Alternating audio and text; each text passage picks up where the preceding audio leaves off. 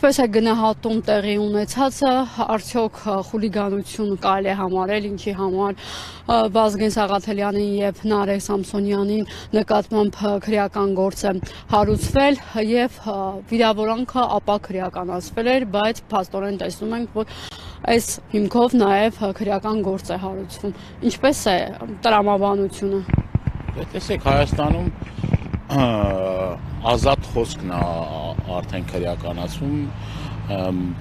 մարդիկ, որոնք որ տարբեր քրեական գործերով անցնում են, սա նորություն չէ, որ մարդկանց խոսքի համար, իշխանության դեմ լինելու համար մարդիկ ձերբակալվում, այնուհետև տարվում են կալանքի եւ մոռանում են, թե օրինակ դրանից առաջ նախորդիվ ինչ իրադարձություններ ա եղել, ինչ ա եղել, արդյոք իրենց բառապաշարի մեջ իշխանությունները զուսպ են, արդյոք չեն օգտագործում նույն այդ վիրավորանք համարվող այդ արտահայտություններն ու բառակապակցությունները եւ այս առումով բռնապետական ռեժիմին բնորոշ վարվելակերպ է եւ շատ ավելի վտանգավոր է, որ իրավապահ համակարգը այս առումով շատ կաշկանդված է եւ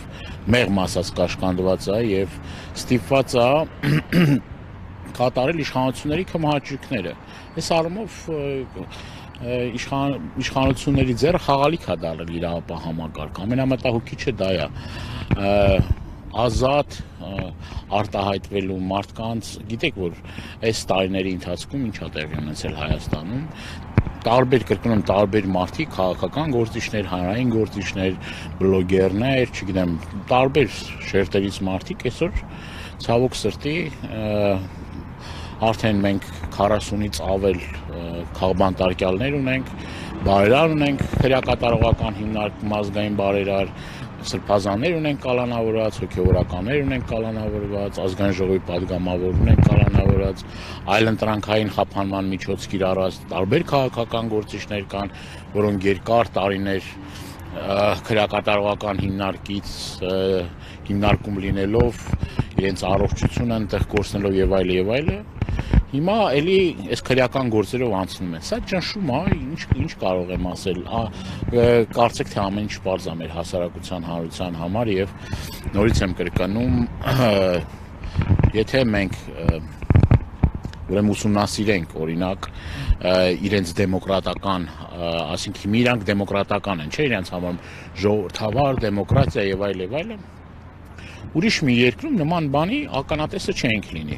Եթե իրավամբ կրեին դեմոկրատական եւ ժողովրդավարական արժեքների կրողը, նման բան տեղի չէր ունենա։ Այդ մասկի շոուները, այդ մասկաններով, մարդկանց բռնության ենթարկելով, գետնին տապալելով, ձեռնաշխտաներ հագցնելով, այսօր շատ ու շատ քրեական տարեր ազատության մեջ են եւ անգամ այդ մարդկանց ձերբակալության ձևը այնպես չի, ինչպես որ քաղաքական գործիչներին, իրավաբաններին եւ այլ։ Էս էլ է ցուցիչ, որ սա այս ամեն ինչը նաեւ բեմականացված է։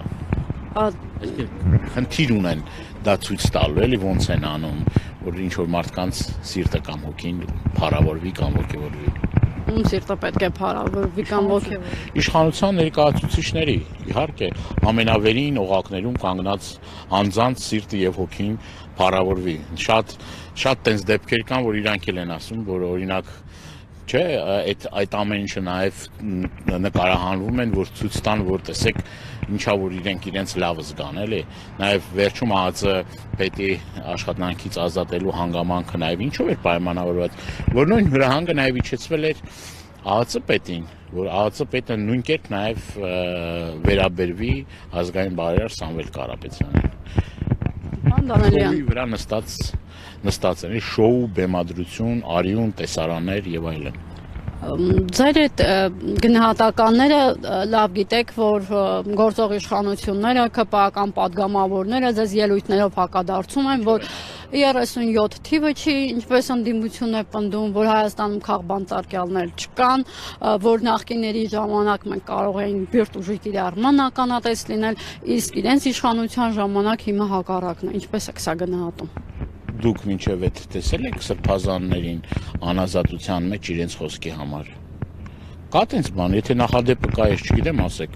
Բոլշևիկների ժամանակ եղել է, 37 թվին եղել է։ Կամ դուք տեսել եք մի երկիր, որտեղ ազգային բարերարին իր խոսքի համար, որ ասի ես աջակցում եմ եւ մեր ձևով կմասնակցեմ մայրաթորի պաշտպանությանը եւ ես այդ բարակապակցության համար ընդամենը մի քանի վայրկյան անց իր աջակցության համար անազատության մեջ հայտնվի կամ падգամավորներին դուք տեսել եք որ օրինակ падգամավորին առանց որևէ մի հիմքերի բանի տանեն քրեակատարողական հիմնարկում նստացնեն դուք տեսել եք զոհվածի ծնողի չգիտեմ էլի քաշ տալով կներեք արտահայտությանս համար խոշտանգելով ծեծի ենթարկել այսօր որդեկորուց ծնողներ կան անազատության մեջ Չի եղել չէ նման բան։ Հիմա մենք ունենք տասնյակ քաղբանտարկյալներ։ Դուք տեսել եք օրինակ, որ մեր երկրում այնպես ստացվի, միգուցե ինչ որ մի համայնքի ղեկավար ինչ որ քրեական գործով անցնի, բայց դուք տեսել եք ինչա կատարվում ընդդիմադիր քաղաքապետերի հետ։ Հարփաստա չէ, Գյումրիի օրինակը, Մասիս համայնքի օրինակը, այլ համայնքների օրինակներ կարող եմ ձեզ տասնյակներով բերել Բերդի համայնքի օրինակը, խոշորացված համայնքի օրինակը, Գորիսի եւ այլ համայնքների նման բան երբ ա եղել։ Խնդրում եմ հիշեցրեք։ Եթե նման բան եղել է, հիշեցրեք։ Այսինքն իշխանության ասածը սին է, դատար կա, անհիմն է եւ որևէ մի կերպ իրականության չի համապատասխանում։ Այսօր ԱԱԾ մեկուսարանում այնպիսի մարդիկ են ԱԱԾ մեկուսարանում եւ տարբեր քրեակատարողական հիմնարկներում, որոնք որ նաեւ այս ազգի համար ծառայություններ ունեն մատուցած, պատահական մարդիկ չեն այդ մարդիկ։ Դուք ուրիշ մի երկրում տեսել եք, որ եկեղեցին այսպիսի հալածանքների ենթարկվի, ընտրովի արդարադատությունը այս չափի եւ այս մակարդակի լինի։ Իշխանությունը գիտեք, ասում եմ, մեր պայքարը եկեղեցու դեմ չի, հայ առաքելական եկեղեցին, սուրբ է մեզ համար, այլ առանձին հոգեվորականն է։ Ուսակնության ուխտն են խախտել։ Եթե իրենք համարում են, որ հայ առաքելական եկեղեցին իրենց համար Սուրբ եւ իրենք հայ առաքելական Սուրբ եկեղեցու հետևորդներն են։ Արդյոք մեր ու ձեր պատկերացրածն է այն, ինչ վերաբերմունքի արժանանում են մեր հոգեվորականները, վեհապարտերը, մեր եկեղեցու սպասավորները, նման բառապաշար օգտագործելը, այդ գռեհիկ բառապաշարը, չգիտեմ, հանրային դաշտ բերելը, թիրախավորելը մայրաթորը եկեղեցին չուլանացրել են ասում սրբազանները չուլանապետեր են դուք հավատավոր մարդուց նման խոսույթ եթե իրապես ինք հայ առաքելական Սուրբ եկեղեցու հետևորդ է անկախ նրանից կարող է մի հոգևորականի էլ օրինակ ընդունի կամ մեկին չընդունի օրինակ մարդիկ կան չէ կարող է ինչ որ մի հոգևորականի նաև չընդունեն Բայց այդ բառապաշարը օգտագործելը, թիրախավորելը, ասելը նույն խոսույթն է, ինչ Ալաշուքուր Փաշազադեի, Ադրբեջանի հոգևոր առաջնորդի։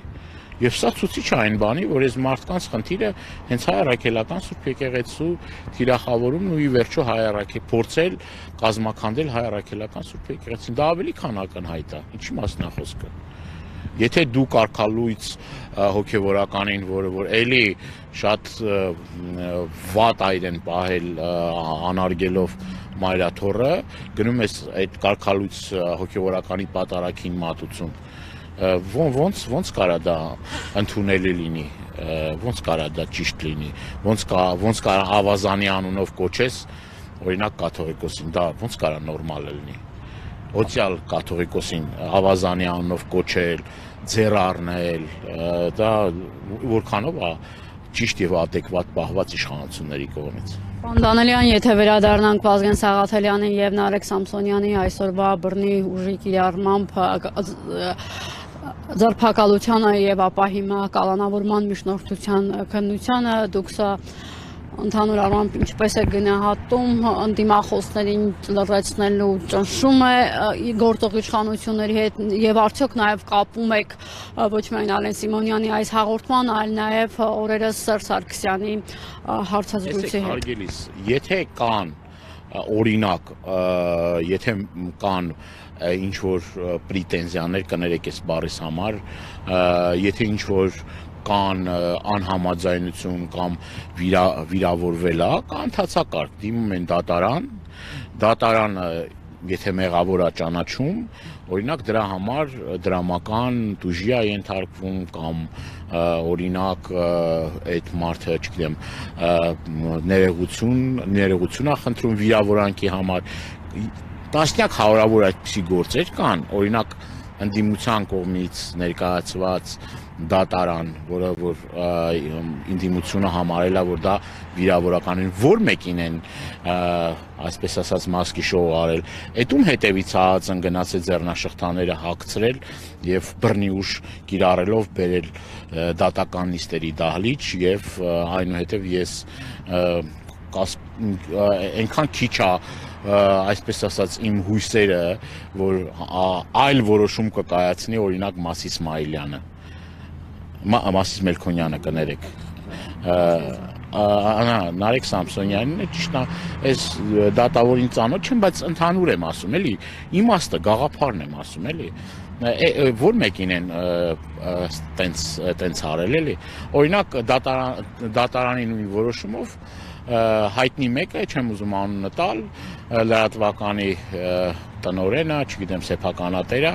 վիրավորել էր, օրինակ, այն ուժը, որ ես ներկայացնում եմ, վիրավորել էր, այդ դատական որոշումն էլ կա, այդ մարդը չի կատարում այդ որոշումը։ Ոնց է տենց լինում։ Ոնց է տենց լինում մի պարագայում, որ անգամ դատական ակտն էլ կա, փաստված, որ վիրավորանք եւ զրպարտանք եւ այլ եւ այլը։ Իսկ այս պարագայում նման բիրտուժի ականատեսն ենք լինում։ Սա կոչվում է մի բառ, մի խոսքով կոչվում է ընտրովի արդարադատություն, ընտրովի է, այսինքն յուրայիններին ամեն ինչ կարելի է, այլախոհներին, քաղաքական հակառակորդներին ամբողջ իրավապահ համակարգը պետք է անպայման փորփրի, մի բան գտնի, մի բան ճարի, որ անպայման տանեն կալանքի այդ մարդկանց։